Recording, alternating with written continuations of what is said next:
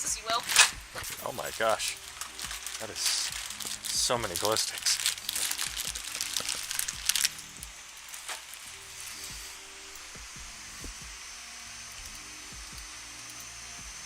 Okay.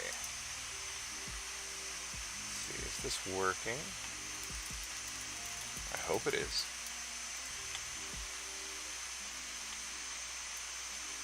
Seems like it is. Sorry for the slow start. I am working out some of the settings for this. I'm trying to get background music working perfectly as well. I'll turn that down a little bit.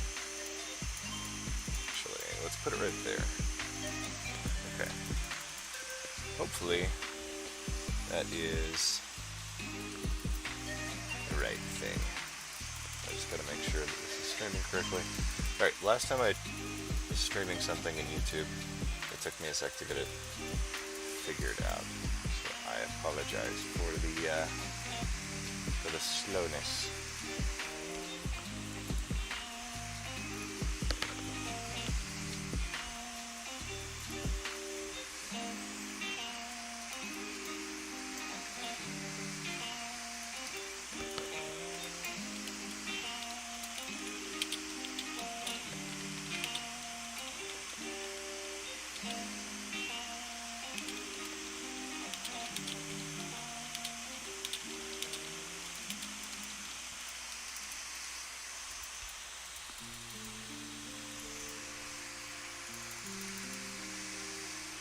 Okay, that looks like it's working. Sweet. It looks like everything's going smoothly. Great. Okay, so let's start modeling. Yeah, just a little bit of info about what this whole thing is. So I have started doing a thing that I'm calling Blender a Day, which I've seen lots of other people do in the past. And it's just a really good way to learn how to use this software. By the way, for those interested, Blender is completely free to use. It's an open source software and there's a lot of updates and it's stupidly versatile. The trickiest part is just figuring out how to use it because it is so open-ended and there is a lot going on that sometimes it can be a little bit overwhelming. I know that firsthand from trying to figure out how to use it. But what I wanted to do is set something up so that people could, you know, learn how to use it and learn a little more about this really cool software.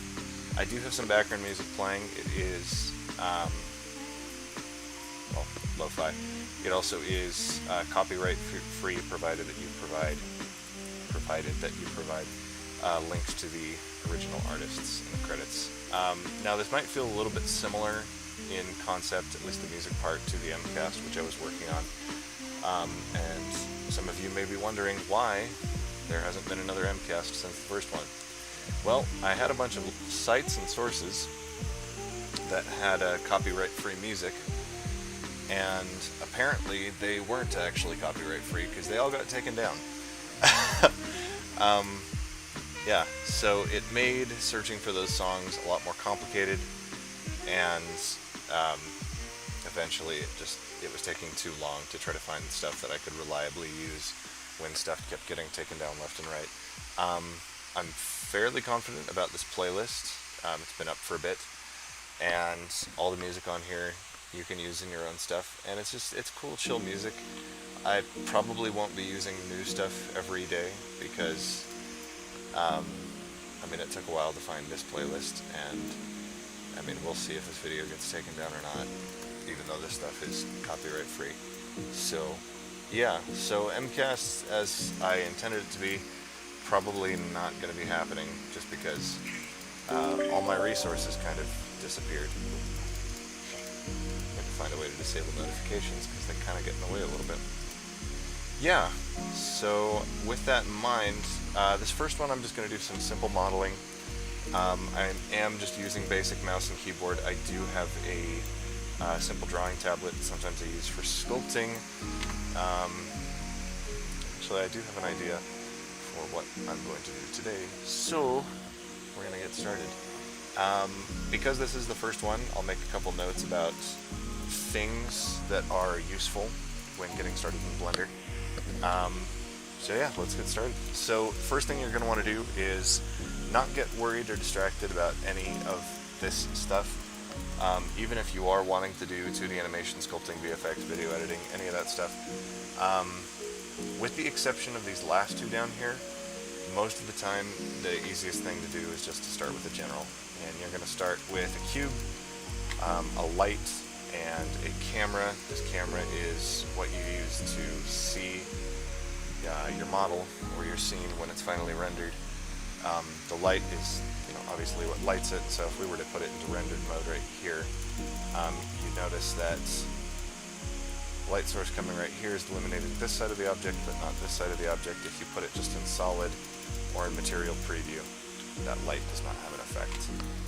So those are the three things you start off with. Now most tutorials you see, they immediately tell you to delete the default cube. You can do that unless you're wanting to work with the default cube. That's an important thing. Yeah, so basic things to be aware of when you get started. So Blender now has become a lot more user-friendly with its controls, but basic control stuff you're going to need to be aware of if you're using keyboard, which you should be, because I don't know how else you're using the software. So basic mouse controls, do not try to 3D model with a trackpad. Just don't. It's just overly complicated and it'll make your life miserable, so don't do that. Mouse and keyboard is the way to go, and you don't need anything fancy, just a standard mouse and keyboard will do. So the way I'm rotating here is just you click and hold the mouse button and you just move it around and you can rotate it any way you want. To highlight things, you just give it a left click if you have left click enabled. If I remember correctly, first time setup it'll give you the option, and then right click gives you a context menu. Depending on what you're doing, you'll have different options. And I'm not going to go and explain everything just because there is a lot. What I really need is one of those things that tells you what button I'm pressing. I'll look into that. Until then, I'll try to just say what I'm doing when I'm doing it. So yeah, rotating around, just press and holding the scroll wheel. If you're trying to move the camera, not like this camera, just like what you're seeing right now, all you do is you hold shift and then you slide that, or you click the mouse wheel and then you can just move it around. And you can just rotate this like that. Anyway, that's a good way to get around the scene. In order to move something, you may think that you click and hold. No, that actually just highlights stuff, which is really useful for working with multiple objects. Instead, what you're going to do is you're going to push G. G is for grab, and you can now move that around freely. If you want to move it on a specific axis, you can just push G and then push the letter that correlates with that axis, so like the x-axis, the y-axis, or the z-axis. And you can do that with any of the objects here. One of the best things I like to do with camera, so in order to go into camera mode, I know there's another way to do it, but I just use the shortcut, which is I push 0 on the number pad, and that will show you what you're seeing right there. You can also move the camera like a regular object by pushing G and then moving it around. Personally, I'm not a fan of that, so what I do is I push N, as in numbskull, and then you come down here to the View tab, and you click Lock Camera to View. I like to do that after scrolling in a little bit, just so the camera fills most of the view. Lock Camera to View, and then press N again to sub that out. So now, you can move around as if you were moving normally, and if you hold the scroll wheel to rotate, you're rotating. And this is actually what you will see in the render. Yeah, you can scroll in, scroll out, move it around, slide it, all that jazz. Once you found a position you like, you can just push 0 again on the numpad, and that'll pop you right out. So today, the thing I'm going to do, that was not what I meant to do. Press X to delete. I'm going to Shift A to add in a UV sphere. Press S to scale that up a bit, and yeah, we have a sphere here. I also have a couple plugins and add-ons enabled. In order to see those, just go to Edit, Preferences. Oh, that's my key map. Oops. Go to Add-ons, little tab here, and then you'll see a bunch of them. It's up to you to decide what you really like, depending on what you're using it for, and I probably will end up adding more later on, but the ones I have currently are these, just the Cycles render engine. I think that one comes enabled by default. You also have extra objects, the add mesh. That one's really good because then you can get like a rock generator.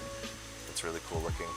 And then it lets you import a couple extra things. Again, a lot of these come enabled by default. I don't really have a lot going on here, but the one I would recommend is extra objects. And I know there's others, I just haven't really gone through and looked at a lot of them. So you got stuff like Icon Viewer. And then there's even more ones that you can download from the internet and just install by using this button up here. So anyway, with that in mind, do some modeling.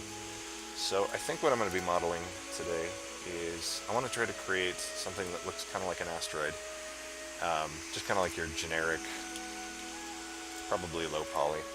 So we're going to go into edit mode here, and it'll show all of the vertexes enabled and highlighted. So I'm going to subdivide to create some more. That might be too many. Whatever. So now I have a surface that has a billion different subdivisions here. That's one way to do it. What you'll notice, however, is if you subdivide it that way, you notice that the texture hasn't really changed, and even if I shade it smooth, it still looks really bumpy. So you can do that.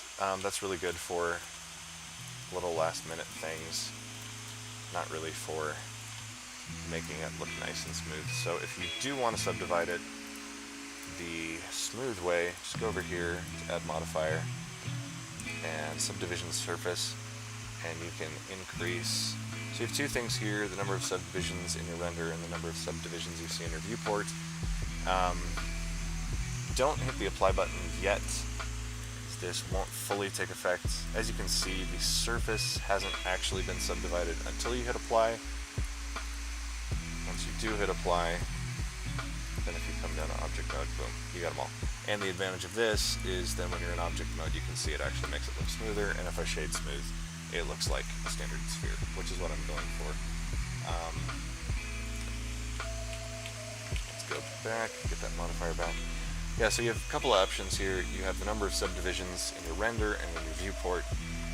Like I said, the main difference is if you have your viewport here, then this means when you're editing, those won't actually be applied, but they'll be applied to make a smoothness effect later on. So as you can see, there's less here than there was before. So for the purposes of this, I'm going to be doing a little bit of sculpting. Some of which you can do with mouse, some of which they recommend you use the drawing tablet. And not everything I'm going to be modeling is going to require the drawing tablet. It's just, I want to make an asteroid today, so that's what we're going to be doing. Also in the edit modifier, you'll notice two things. You have your Catmull Clark and your simple. The big difference being it stays bumpy with the simple, and Catmull Clark smooths it out.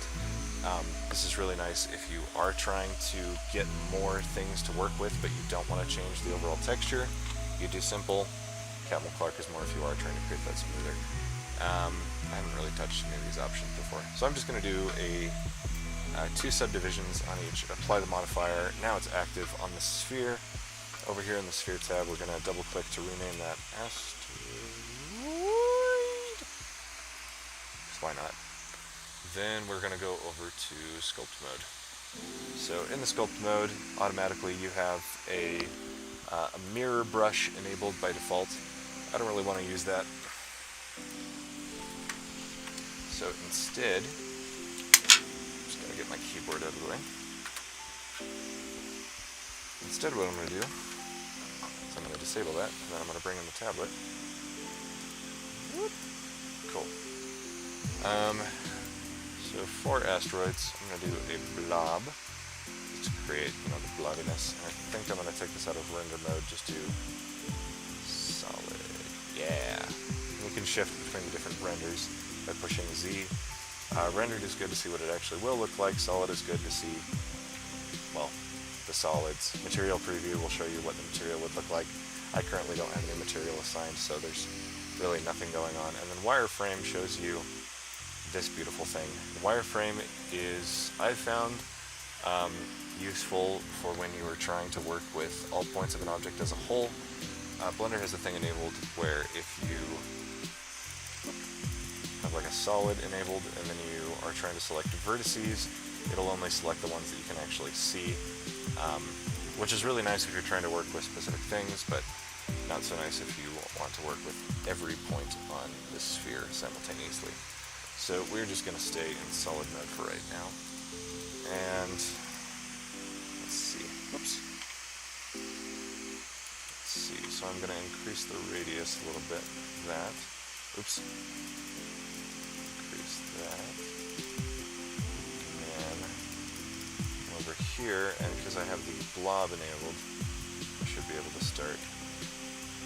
Yeah, there we go. And that's horrendous. It really looks like a gross pimple. So the plan here is then to do that radius thing again and decrease it. And then we're going to go over to the settings tab and click subtract instead of add. And hopefully this will give us a nice little... Does that go? Okay, that's not too bad. I'd like it to be a little stronger, so I'm going to keep going. And I know there's better ways to do this, probably. Like I said, I am relatively new to this. I'm not going to pretend that I'm an expert or anything. I'm definitely a novice. That's not too bad looking. We'll reduce it over here. The only downside is it really stretches that out, but I mean, what are you gonna do? If I go back to object mode, shade smooth, boom, got ourselves a tiny little crater. Let's make more of them. I'm just gonna spend a lot of time in edit mode, just kind of making a bunch. And there are procedural ways to do this, displacement modifiers and whatnot, and I'll address those at a later point. Let's get a big boy. And let's be sure to make sure we're adding instead of subtracting. Just make the blob right there. Not too bad. And then subtract. Rotate over, try to find probably the center. Scale that down. Then start deflating.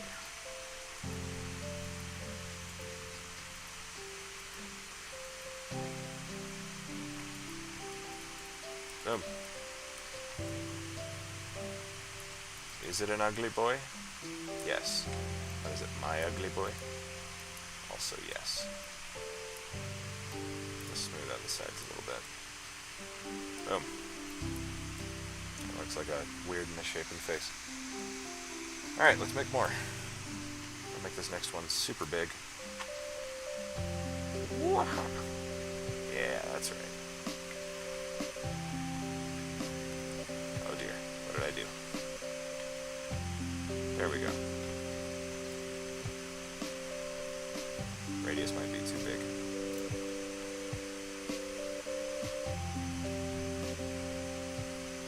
Oh, that's still on the plate.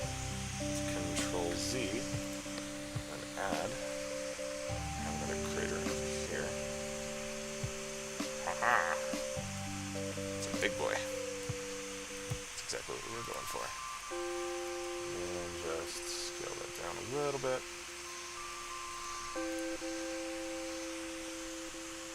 And reduce that. For those of you curious, and if no one's curious, then that's also fine. For those of you curious, the main reason why drawing tablets are good for stuff like this is mostly because they are pressure sensitive. So compare the difference between I'm barely touching the pad to now I'm applying a lot of force. It's really good for sculpting and modeling because it lets you get that amount of control. and here's me trying to do it with the mouse. So you can still do a lot of this stuff, but it's less precise. Ugh, that's super gross looking. Actually, it's super good looking. I'm gonna click multiple times. Yeah. So this is with the mouse, and you can follow on mouse, like I was saying. It's less precise, less controlled, but sometimes for little bursts, you can get some pretty good stuff going on there. See, that helps distort that crater a little bit, so not too bad. I'm gonna make another one over here. Gotta check the time.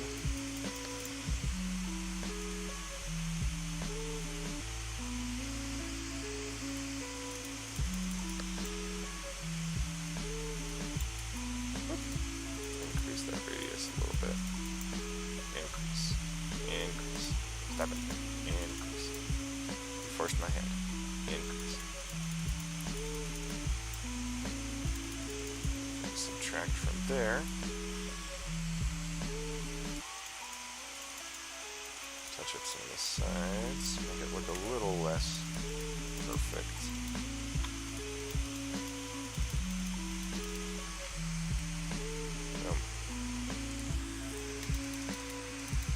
I'll just repeat this process over and over. I think I'll make that one a little more spiraled out. That one will be kind of a shallower crater. Still add some dimples. May have accidentally made a ring, but that's okay. We'll add one over here.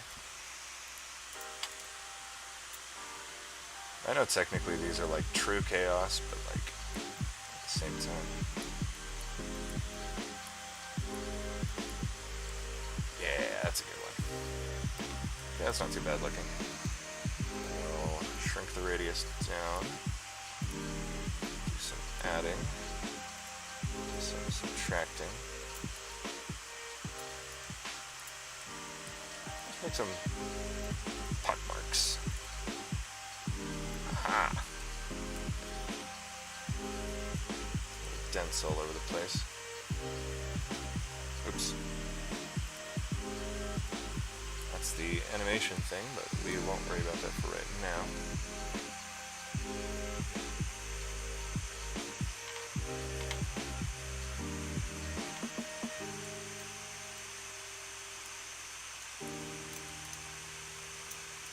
Looks like I found the North Pole.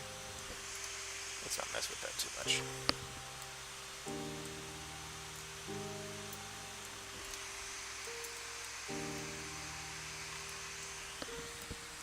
So far, it's pretty good looking. I mean, I'm kind of biased because it's me. Let's add some random lines in here. Oops, that's still add. That's okay. How do I keep hitting the spacebar? So we're gonna subtract.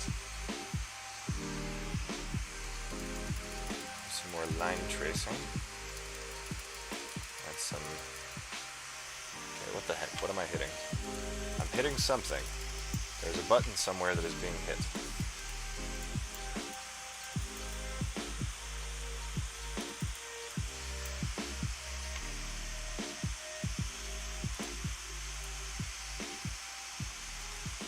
Now I'm like trying to be extra careful.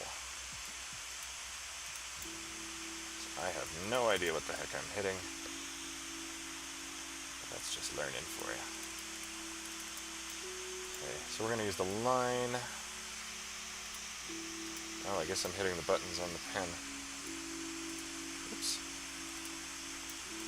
That's pretty decent looking. Nothing too photorealistic. But that's okay. Some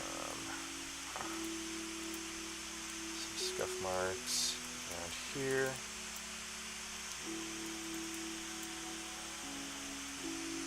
That's pretty decent.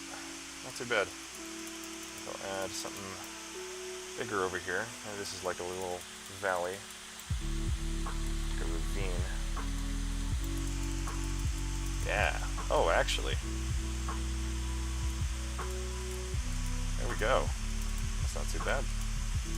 A little more jaggedness coming out of there.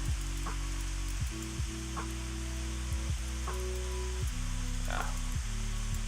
That's good. That's muy good. Mess up the inside here a little bit.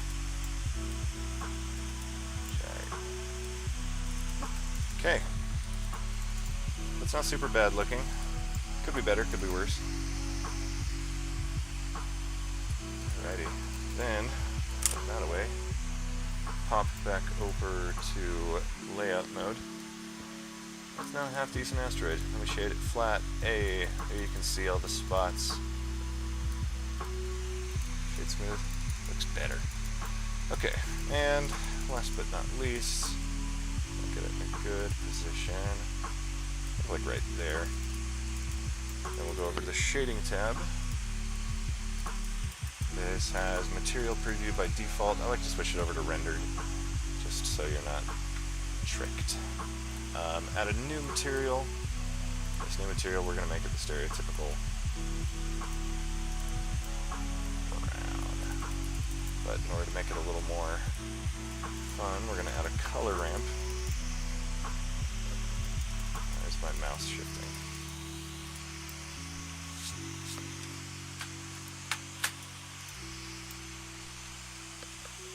Oops. Add a color ramp node. And nodes are a whole different bucket of fish. I'll worry about those later.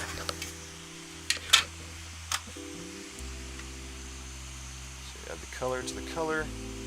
Choose your two color. Actually, I'm going to disconnect that there. Click on this here.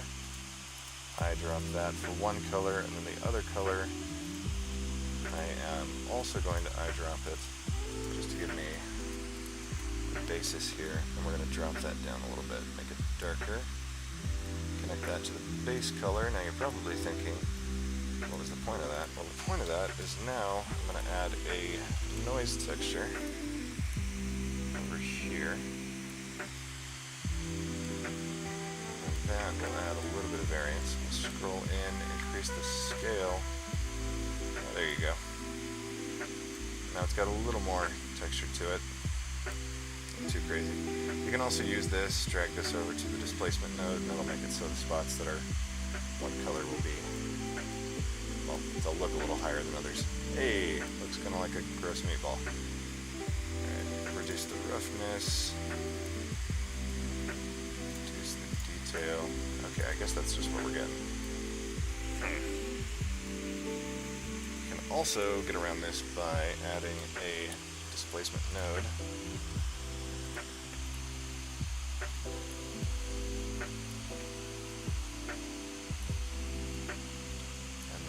Do is just decrease the scale. It's not too bad. I want it to be about that much. That's better. Then increase the roughness so you don't get that weird shininess. Decrease the specular. Off is going pretty good. I want it to be a little more slightly metallic. That makes it shiny. Let's increase the roughness all the way. That's not too bad. Clear coat's going to make it look weird, so let's see what weird looks like. Yeah, so it's basically just makes it look all nice and shiny. Don't need a tint. Need a machine tint. We'll just leave that. Doesn't need to be transparent. Displacement's good. Looks kind of like a meatball. That's okay. Go back to layout. Push Z to get it rendered. Get a good angle on it. Drag that down. Whoop. Drag that back here. Just a little tab out of that. I want this to be right there. Then we'll increase the brightness. Not that much. Take it a little bit further away. funsies, decrease the background to blackness, maybe a little less than that, yeah, about right there. Drag this around.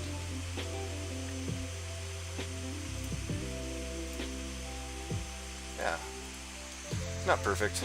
It honestly looks more like a meatball. Let's pretend it was always meant to be a meatball. Cool. So then, to make it look smoother, we'll add in another subdivision surface modifier. Let's see how that looks. Ooh, that's better. Let's apply that, and then go to the render image. Actually, okay, I gotta go here in a second, but we can come over here, make this a little more sun-like.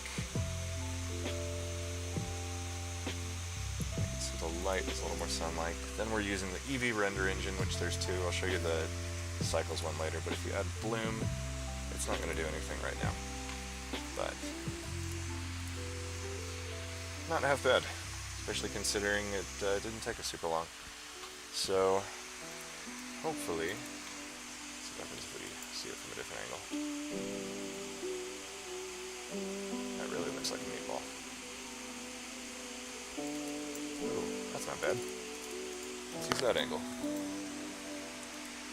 Render image. Boom. There's our meatball asteroid thing. And we will save as... Oops, that's not right. Probably because okay. So don't do what I did. You should always save beforehand. So this is going to be Blender a day for 9. We'll save that as 8.9.20. Save Blender file. Don't do what I did. Always be sure to save before you get to the end. Then you'll just save your image like that. We'll call this meatballstroid. Don't think about it too much. Save it, and you're done. Congratulations. If you've been following along, that's how you make a simple Blender render. It's not too fancy, but didn't take a whole lot of time, and hopefully it'll show you some of the controls. I encourage you to either, when this is going on, when these streams happen, to either follow along or to try to use these tutorials to make your own stuff. I highly recommend the latter because I find that you learn more by doing your own thing. And sometimes it's just nice to have some help along the way. So, hopefully this will help you to learn a little bit about Blender. And I will see you guys tomorrow for the next one.